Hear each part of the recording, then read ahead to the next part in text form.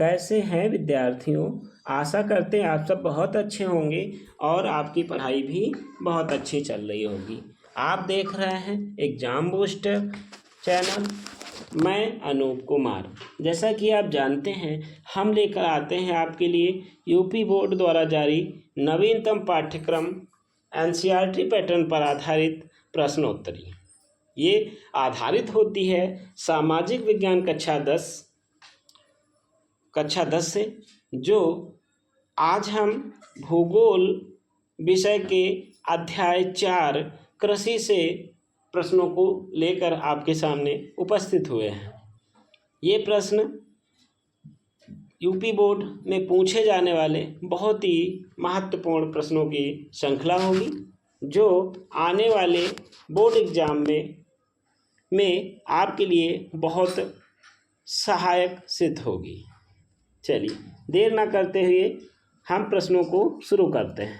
पहला प्रश्न, भारत में आजीविका का प्रमुख स्रोत है। जैसा कि आप जानते हैं, भारत में 70% से अधिक लोग कृषि पर आश्रित होते हैं और वहाँ के लोग, भारत की 65 से 70% जनसंख्या कृषि करती है। तो आप समझ पाए होंगे कि ऑप्शन में आपका सही उत्तर क्या हो सकता है। तो इसके लिए आपका बी विकल्प सही हो जाएगा, कृषि। ठीक है, आगे बढ़ेंगे। रबी की फसलों को बोने का समय क्या होता है? अक्टूबर से दिसंबर, मार्च से अप्रैल, जून से जुलाई या अगस्त से सितंबर। जैसा कि आप जानते हैं, हमारा कृषि फसल चक्र को 3 भागों में बांटा गया है। जैसे रबी, खरीफ, जायद, 3 प्रकार का फसल चक्र है। ये फसल चक्र आपका, एक मिनट, तो इसका सही विकल्प हो जाएगा अक्टूबर से दिसंबर, यानी अक्टूबर से दिसंबर तक, एक मिनट, अक्टूबर से दिसंबर तक रबी की फसल की बुआई की जाती है और मार्च से अप्रैल में ये फसल काट ली जाती है। ठीक है, ये रबी का सीजन होता है। चलिए आगे बढ़ेंगे। प्रश्न नंबर 3 देखेंगे, निम्नलिखित में से कौन खरीफ की फसल है? ये प्रश्न 2020 एग्जाम में पूछा गया है। तो यहाँ पर आप देखेंगे चना, धान, कपास और डी है बी और सी दोनों। तो आपको पता होगा कि चना रबी की फसल के अंतर्गत आता है, धान आपका खरीफ फसल के अंतर्गत आता है, और वही गुजरात, महाराष्ट्र और जहाँ पर काली मिट्टी पाई जाती है वहाँ पर कपास लगाया जाता है। कपास अधिक जल चाहने वाली फसल है, इसलिए धान के साथ कपास भी सही उत्तर आपका हो जाएगा, यानी कि आपका सही विकल्प डी हो जाएगा, जिसमें से बी और सी दोनों हो जाएगा। ठीक है, आगे बढ़ेंगे। प्रश्न नंबर 4 हो जाएगा, कर्तन दहन कृषि या झूम कृषि निम्नलिखित में से किस राज्य में पाई जाती है? प्रश्न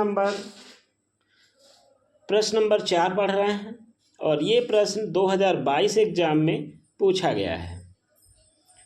चलिए विकल्प देखेंगे। पहला विकल्प हो जाएगा उत्तर प्रदेश, बी विकल्प हो जाएगा राजस्थान, सी विकल्प हो जाएगा उत्तराखंड और डी विकल्प हो जाएगा मिजोरम।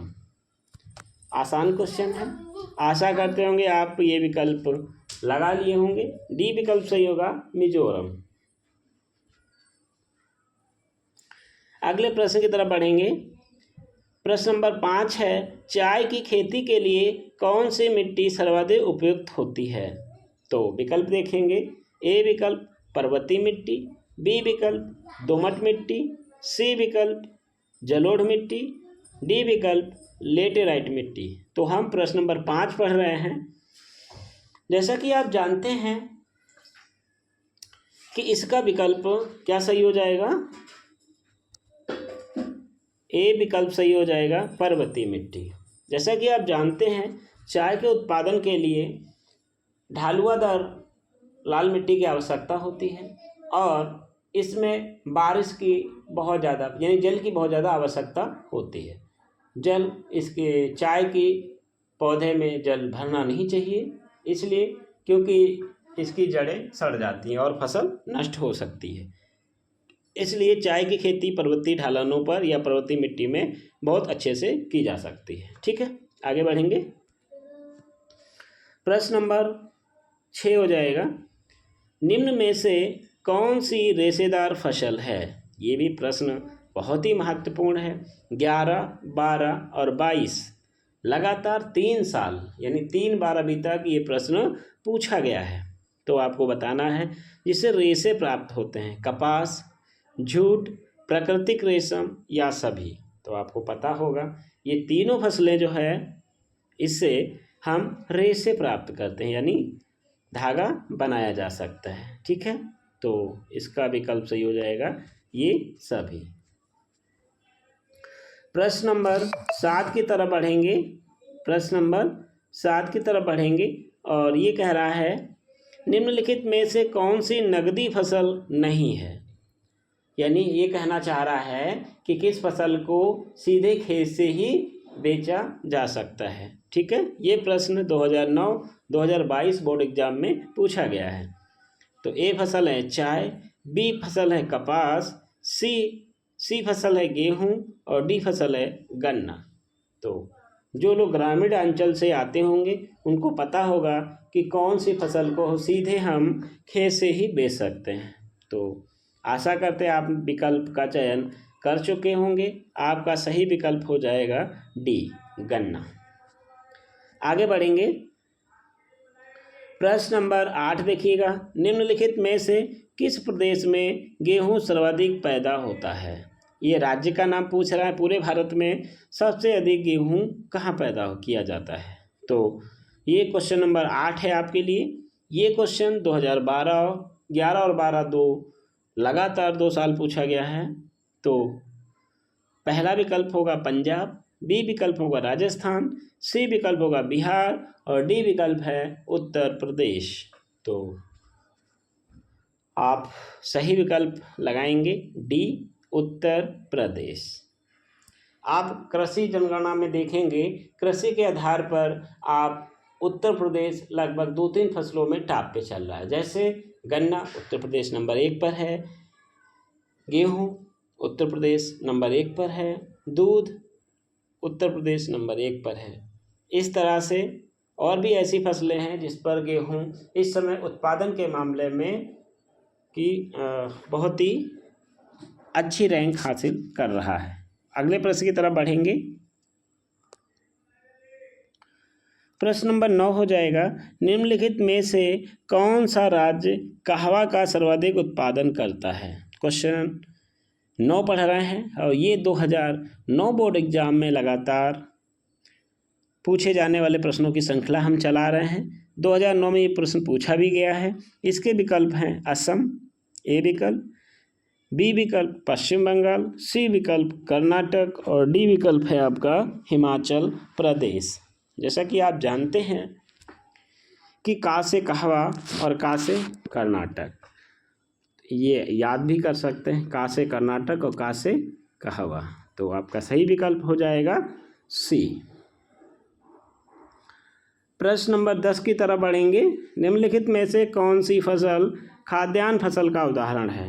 ये प्रश्न आपसे पूछ रहा है कि किस फसल को सीधे खाया जा सकता है यानी खाने के लिए बोते हैं।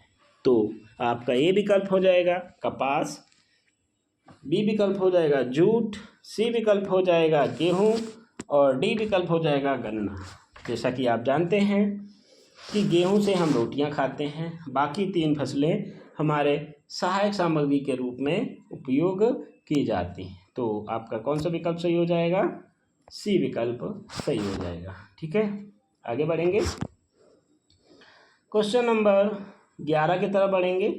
निम्न में कौन सा राज्य कपास का प्रमुख उत्पादन क्षेत्र है। कपास के लिए पूछ रहा है किस राज्य में सबसे ज़्यादा कपास उत्पादन किया जाता है या बोया जाता है। 2018 प्रश्न पूछा गया है ये। पहला गुजरात, उत्तर प्रदेश, बी सी विकल्प पंजाब और डी विकल्प बिहार। तो जो लोग 9th में पढ़े होंगे उनको पता होगा कि काली मिट्टी में कपास की मात्रा सबसे अधिक उत्पादन की जाती है। तो आपका उत्तर हो जाएगा गुजरात। प्रश्न नंबर 12 की तरफ बढ़ेंगे। प्रश्न नंबर 12 है, भारत में सर्वाधिक रबर उत्पादन करने वाला राज्य है। ये प्रश्न 2018 बोर्ड एग्जाम में पूछा गया है। आपके विकल्प होंगे तमिलनाडु ए विकल्प, बी विकल्प केरल, सी विकल्प कर्नाटक और डी विकल्प उड़ीसा। तो सबसे अधिक भारत में रबर उत्पादन करने वाला जो राज्य है वो केरल हो जाएगा। कौन सा हो जाएगा? केरल हो जाएगा। चलिए आगे बढ़ेंगे। प्रश्न नंबर 13 की तरफ हम लोग पहुंच चुके हैं। निम्नलिखित में से कौन सी बागानी फसल है? ये प्रश्न 2011 बोर्ड एग्जाम में पूछा गया है और इसके विकल्प होंगे ए चना, बी विकल्प चावल, सी विकल्प गेहूं और डी विकल्प चाय। तो इनसे इस प्रश्न में जो विकल्प दिए गए हैं उसके लिए सही उत्तर का चयन करेंगे। इसका सही उत्तर हो जाएगा डी चाय। बागानी फसल वे फसलें होती हैं जिसमें एक बार पौधा लगा करके कई वर्षों तक जब उससे उत्पादन प्राप्त करते हैं, ऐसी फसल को बागानी फसल के नाम से जानते हैं। ठीक है, तो आपका विकल्प हो जाएगा चाय। प्रश्न नंबर 14 की तरफ बढ़ेंगे। निम्नलिखित में से कौन सी फसल मोटे अनाज के अंतर्गत सम्मिलित की जाती है? तो मोटे अनाज में ए विकल्प चना, बी विकल्प मूंगफली, सी विकल्प ज्वार और डी विकल्प मूंग। तो प्रश्न नंबर 14 पढ़ रहे हैं हम लोग और इसके मोटे अनाजों की श्रेणी में प्रमुख स्थान अगर हम नाम लें तो आ जाता है ज्वार। क्या आ जाता है? ज्वार। सी विकल्प आपका सही हो जाएगा। अगला प्रश्न है 15, निम्नलिखित में से कौन सा जूट उत्पादन राज्य है? यानी किस राज्य में सबसे अधिक जूट का उत्पादन किया जाता है? हम लोग प्रश्न नंबर 15 पढ़ रहे हैं और इसमें आप देखिएगा ए विकल्प पश्चिम बंगाल, बी विकल्प केरल, सी विकल्प गुजरात और डी विकल्प राजस्थान। तो ये प्रश्न भी आपका लगातार 16 और 18 में पूछा गया है। तो महत्वपूर्ण हो सकता है आने वाले एग्जाम के लिए। आपका सही विकल्प होगा पश्चिम बंगाल। अगला प्रश्न है 16 नंबर प्रश्न को पढ़ेंगे। निम्नलिखित में से कौन सा उद्योग कृषि पर आधारित नहीं है? यानी आपके लिए पूछ रहा है कि कौन सा उद्योग में कृषि के उत्पाद की आवश्यकता नहीं होती है? ये भी प्रश्न बोर्ड एग्जाम में पूछा गया है 13 और 15 में। ए सूती वस्त्र, बी चीनी, सी सीमेंट और डी जूट। तो आपका विकल्प समझ में आ रहा होगा कि सी विकल्प आपका सही उत्तर हो जाएगा। क्यों? क्योंकि चीनी के लिए आपको पत्थर और जिप्सम और चूने की आवश्यकता पड़ती है। ठीक है, आगे बढ़ेंगे। प्रश्न नंबर 17 की तरफ पहुंचेंगे। निम्नलिखित में से कौन सी बागानी फसल है? कौन सी बागानी फसल है? ये प्रश्न 2014 एग्जाम में बोर्ड एग्जाम में पूछा गया है। गन्ना ए विकल्प, बी विकल्प कपास, सी विकल्प कहवा और डी विकल्प जूट। तो प्रश्न नंबर 17 पढ़ रहे हैं। इसमें आपको बताना है कि बागानी फसल कौन सी है। तो आपके लिए उत्तर सही हो जाएगा सी विकल्प। क्या हो जाएगा? सी विकल्प कहवा जो है आपका बागानी फसल के अंतर्गत शामिल किया जाता है। अगले प्रश्न की तरफ बढ़ेंगे। प्रश्न नंबर 18 हो जाएगा, कौन कृषि आगत या विनिविष्ट नहीं है। ठीक है, प्रश्न नंबर ये 18 पढ़ रहे हैं और 2013 और 14 में ये प्रश्न लगातार पूछा गया है 2 साल। तो प्रश्न नंबर 18 के लिए आपको बताना है कृषि पर आधारित उद्योग नहीं। जो उद्योग हैं है ना, इसमें क्या निविष्ट पूछ रहा है, निविष्ट नहीं है, यानी कृषि पर आगत, कृषि से उत्पादों से प्राप्त नहीं होते हैं। तो इसमें क्या हो जाएगा, उद्योग हो जाएगा। क्या हो जाएगा, उद्योग। सही विकल्प उद्योग लगाएंगे। ठीक, आगे बढ़ेंगे। प्रश्न नंबर 19 पढ़ेंगे, भारत की लगभग कितनी प्रतिशत जनसंख्या कृषि द्वारा जीविका प्राप्त करती है। तो इसमें विकल्प हो जाएगा, ए विकल्प 55%, बी विकल्प 60%, सी विकल्प 65% और डी विकल्प 68%, सॉरी 70%। हाँ, तो इसके लिए आपको सही उत्तर बताना है। तो इसका जो है आपका सही विकल्प सी हो जाएगा, क्योंकि नियर अबाउट जो है ये आपका उत्तर के पहुंच रहा है। क्योंकि 2011 जनगणना के अनुसार हम देखें तो 58% जनसंख्या जो है कृषि द्वारा जीविका प्राप्त करती है। ठीक है, तो 58 और 60 नियर अबाउट है, तो इसमें विकल्प हम 60 को मान लेते हैं, बी विकल्प को सही मान लेते हैं। ठीक है, आगे बढ़ेंगे। प्रश्न नंबर 20 की तरफ बढ़ेंगे। मध्य प्रदेश में कर्तन दहन प्रणाली कृषि को किस नाम से जानते हैं। तो ये प्रश्न भारत में जहाँ पर चलवासी कृषि या झूम कृषि या कर्तन दहन प्रणाली अधिक राज्यों में की जाती है, जहाँ पर आदिवासी लोग रहते हैं। ठीक है, तो उस कृषि पद्धति का नाम आपसे पूछ रहा है, जिसमें ए विकल्प दहिया हो जाएगा, बी विकल्प पोडू हो जाएगा, सी विकल्प खिल हो जाएगा और डी विकल्प झूम हो जाएगा। तो मध्य प्रदेश में कर्तन दहन प्रणाली कृषि को किस नाम से जानते हैं। तो आपके लिए सही विकल्प हो जाएगा ए दहिया। अगले प्रश्न की तरफ बढ़ेंगे। प्रश्न नंबर 21 हो जाएगा, रबी फसल है। अभी आपको ये प्रश्न पहले पूछा भी जा चुका है, इसका सिर्फ प्रश्न का प्रकार बदला है, प्रश्न वही है जो आपसे पहले पूछा गया है। प्रश्न नंबर 21 पूछ रहा है, रबी फसल है, ये रबी की फसल के अंतर्गत कौन कौन सी फसलें बोई जाती हैं, ये आपसे पूछना चाहता है। तो गेहूँ ए विकल्प, बी विकल्प जौ, सी विकल्प मटर और डी विकल्प ये सभी। तो आपको पता होगा कि जब हम गेहूं की फसल बोते हैं, यानी रबी के मौसम में गेहूं की फसल को बोते हैं, उसी समय हम जौ भी बोते हैं, हम मटर भी बोते हैं, उसी समय हम चना को भी बोते हैं, और जितनी भी दलहनी फसलें उड़द को छोड़ करके सभी दलहनी फसलें हम रबी के सीज़न में बोते हैं लगभग। तो इसलिए यहाँ पर जो तीनों विकल्प सही हो जाएंगे, तो हमारा सही विकल्प हो जाएगा डी, ये सभी। अगले प्रश्न की तरफ बढ़ेंगे। प्रश्न नंबर 22 है, निम्नलिखित फसलों में से कौन सी फसल खरीफ फसल है। पहले रबी आपसे पूछा है, अब आपसे पूछ रहा है कौन सी फसल किसकी है, खरीफ की फसल है। तो चना बी ए विकल्प, बी विकल्प तरबूज, सी विकल्प मूंगफली और डी विकल्प आपका जौ।